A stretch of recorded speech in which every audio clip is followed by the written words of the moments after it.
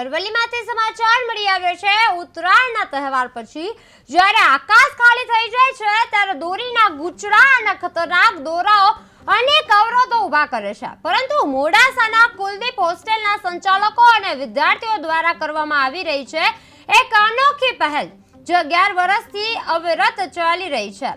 આ વર્ષે પણ તેમણે ડ્રાઇવિંગ અને સોસાયટીઓના ખૂણે ખૂણે કરીને 42 કિલો જેટલો જીવલેણ દોરો એકઠો કરી તેનો સુરક્ષિત રીતે નાશ કર્યો છે। આ કાર્ય માત્ર લોકો માટે નહીં, પરંતુ પક્ષીઓ માટે પણ એક સુરક્ષિત અને સંવેદનશીલ એકતા દર્શાવે છે।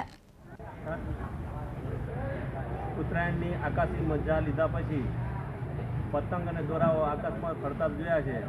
બીજે જ દિવસે જ્યારે પતંગ ને દોરાના વેસ્ટ જે પડ્યો હોય છે એ સોસાયટીઓમાં, ધાબા ઉપર, છાજલીઓ ઉપર કે રોડ રસ્તા ઉપર, જાડી ઝાંખરાઓમાં, એ અમારી કુલદીપ હોસ્ટેલના છેલ્લા 11 વર્ષથી ટીમો બનાવીને, મોટી મોટી 10 ટીમો બનાવીને સોસાયટીઓમાં અલગ અલગ ફરીને, એટલે કે દીપ વિસ્તારની માજુમ સોસાયટી, અલંકાર સોસાયટી, શિવમ, ગોવર્ધન, જલધારા, જલદીપ, સોપાન, ભારત, એ મોટી સોસાયટીઓમાંથી દરેક વિદ્યાર્થીઓ ફરી ફરીને આ દોરાઓનું કલેક્શન કરેલું છે, જે અમે વજન કરતાં 42 કિલો વજન એ દેખાય છે।